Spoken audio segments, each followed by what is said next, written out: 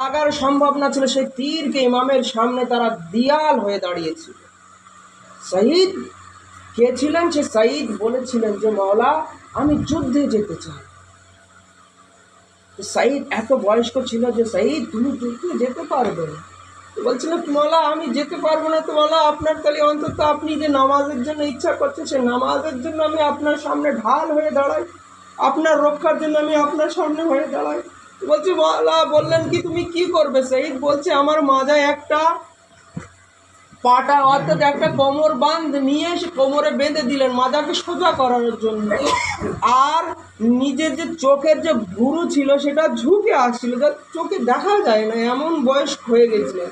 কিন্তু শহীদ কী করলেন? সে মাথায় পটি বাঁধলেন যে চোখটা যেন এরকম খুলে থাকে, যেন মলার গায়ে যে তীরগুলো লাগবে সেইগুলো সব নিজের বুকে পেতে নেবো, যেন মলার গায়ে কোনো আঘাত না লাগতে পারে।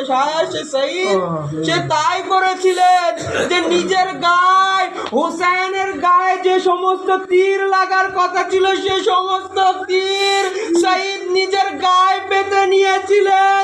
ও শহীদ আর দাঁড়াতে পারছিলেন না, বললেন মওলা, শহীদ আল্লাহর কাছে দোয়া করছেন, মওলা মালিক আর একটু সময় দিয়ে দে, আমার হুসাইনের নামাজ শেষ হয়ে যাক, আমি দাঁড়াতে পারছি না, একটু সুযোগ দিয়ে দে।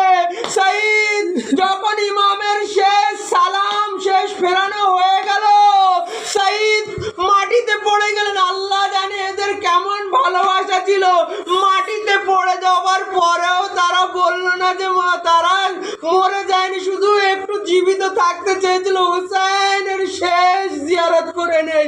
হুসাইনের যখন কোলে শহীদ আসলেন, আসার পরে মওলা আপনি কি আমার থেকে রাজি হয়ে গেছেন? আপনার কি রক্ষা করতে পেরেছি? আপনি কি আমার থেকে রাজি?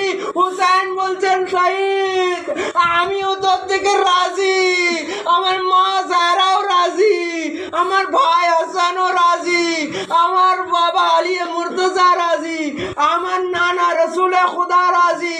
হ্যাঁ, এক শাহাদাত আপনাদের সামনে শেষ পেশ করব। কে ছিল? আব্দুল্লাহ ইবনে হাসান। যখন ইমামে হুসাইনের শাহাদাতের শেষ সময়, ইমাম যখন জমিনে পড়ে আছেন কারবালার মরুভূমিতে, এই হাসানের ছোট সন্তান আব্দুল্লাহ ইবনে হাসান আসলেন। আসার পরে ছোট বাচ্চা ছিলেন, রাওয়ায়াত বল 4 থেকে 5 বছরের বাচ্চা ছিলেন।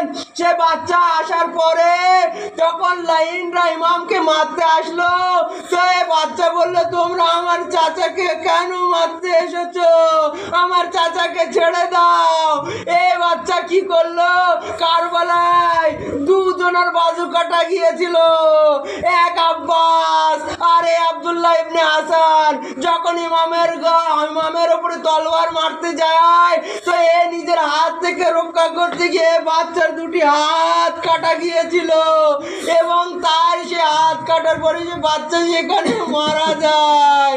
ইমাম তার কাছে বলে বাচ্চা আমার লাল তুমি কেন কষ্ট করতে এসেছিলে? তুমি খামাই ছিলে, ঠিক ছিলে, আমার সোনা, এখানে নিজের জান কিভাবে শেষ করে দিলে? এদের মধ্যে কোনো দয়া মায়া নেই, এদের মধ্যে কোনো মানুষত্ব নেই, এরা খুব নিষ্ঠুর।